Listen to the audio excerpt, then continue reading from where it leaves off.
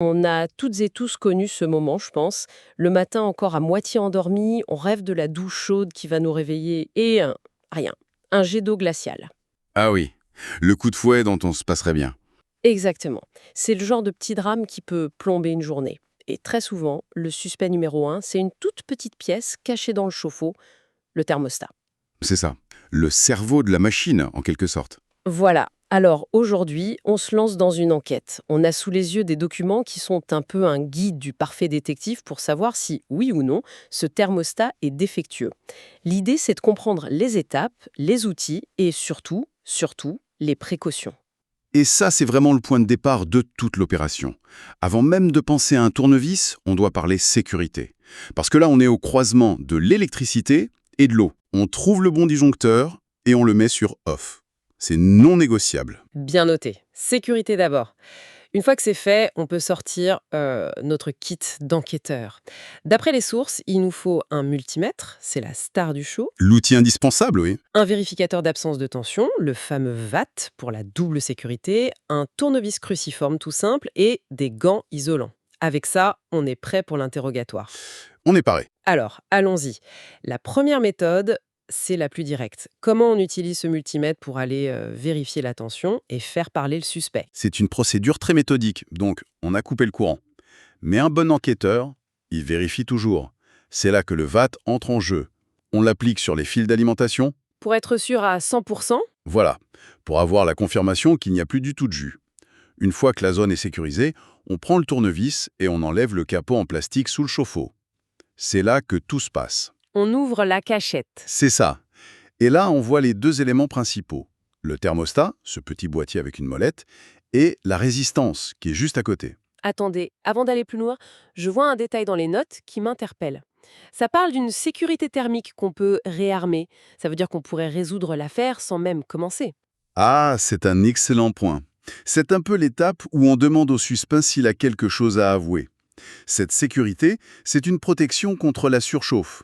Si l'eau devient trop chaude, à cause du calcaire par exemple. Ça coupe tout. Exactement. Ça coupe le courant pour éviter un accident. Et parfois, ce système se déclenche et reste bloqué. D'accord. Sur le thermostat, il y a souvent un tout petit bouton. Il faut le chercher un peu. On appuie dessus, des fois avec la pointe d'un stylo, et si on entend un clic bien net, Ah, c'est que la sécurité s'est réenclenchée. C'était juste ça le problème. On peut tout remonter, remettre le courant et voir si ça chauffe. c'est fou. Le problème pourrait donc être réglé avec un simple clic. Très souvent, oui. C'est le premier réflexe à avoir. C'est la version bricolage du «vous avez essayé de redémarrer votre ordinateur». C'est un peu ça. Mais bon, imaginons que ça ne clique pas ou que le problème revient. Là, il faut passer à l'étape suivante. On remet le courant. Et c'est le seul moment où on travaille sous tension. Donc prudence maximale. Prudence absolue. On prend le multimètre, on le règle en mode voltmètre, sur un calibre plus élevé que 230 volts, et on va d'abord vérifier l'entrée. Vérifier si le courant arrive bien sur les lieux du crime. C'est exactement l'idée. On met les pointes du multimètre sur les bornes où les fils d'alimentation arrivent, phase et neutre. Là, on doit lire environ 230 volts. D'accord. Si on a cette tension, c'est un indice crucial.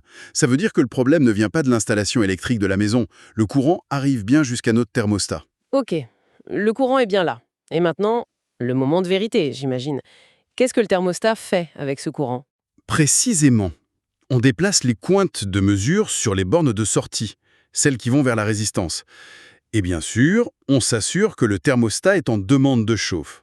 On tourne la molette à fond. Et là, c'est le moment clé. Si j'ai 230 volts qui entrent, que le thermostat est censé bosser, mais qu'en sortie, je mesure zéro ou presque rien, on le tient, notre coupable. Là, le dossier est bouclé. Les preuves sont accablantes. Le courant arrive, mais il ne repart pas. Le thermostat ne fait pas son travail. Il se comporte comme un interrupteur qui reste ouvert. C'est clair. Il reçoit l'ordre, mais il ne le transmet pas. Donc oui, il est défectueux, il faut le changer. C'est très logique, mais je dois avouer que manipuler des pointes métalliques près d'un circuit sous tension, ça peut faire un peu peur. Les sources proposent une autre méthode, non? Un test de continuité hors tension. Oui, tout à fait. C'est une approche plus sereine, on va dire, parce qu'elle se fait impérativement courant coupé. Sérénalise en labo après l'interrogatoire. C'est une excellente analogie.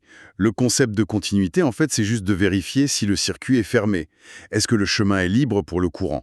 On ne vérifie pas si le courant passe, mais s'il peut passer. Je vois la nuance. Pour ça, on coupe le courant, on revérifie avec le VAT, Toujours. puis on règle le multimètre sur le mode ohmètre, le symbole oméga, ou sur le mode continuité, celui qui fait un bip. Ah oui, le test sonore, c'est souvent plus simple. Et on fait comment concrètement? On cherche quoi? On se place aux mêmes endroits, entre une borne d'entrée et une borne de sortie.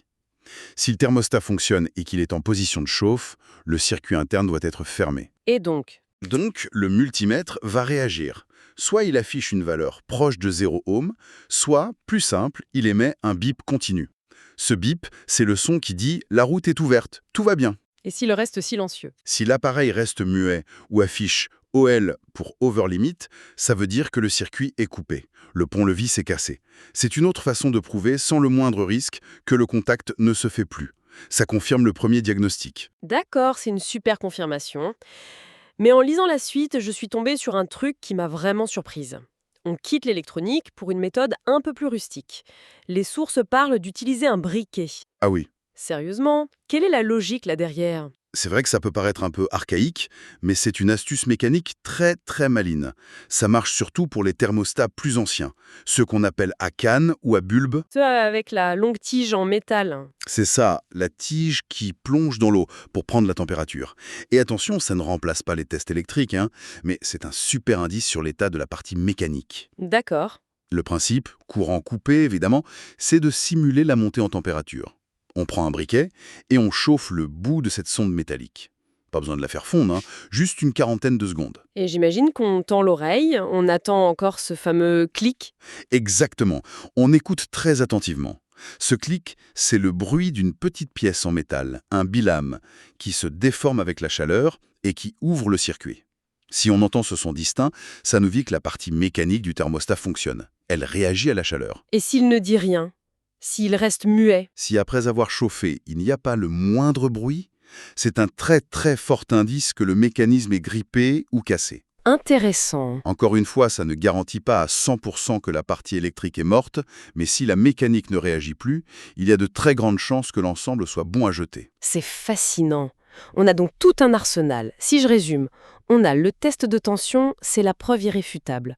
On a le test de continuité, qui confirme les soupçons en toute sécurité, et on a l'astuce du briquet, pour les modèles plus anciens. C'est ça, 3 approches pour un même diagnostic. Et à chaque fois, la règle d'or, martelée partout, la sécurité, la coupure de courant, c'est le réflexe de base. Et ce qui est intéressant quand on prend un peu de hauteur, c'est que toutes ces méthodes, au final, elles se résument à une question toute simple.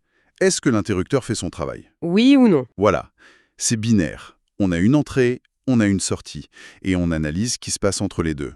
Le signal passe ou il ne passe pas. Vu comme ça démystifie pas mal le problème. Tout à fait.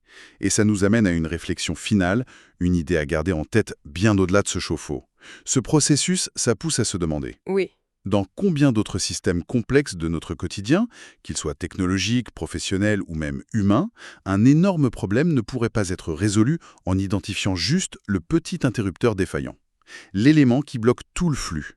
Que ce soit un flux d'énergie comme ici, un flux d'informations dans un projet, ou même un flux de communication dans une relation. Où se trouve le contact qui ne se fait plus et qui paralyse toute la chaîne?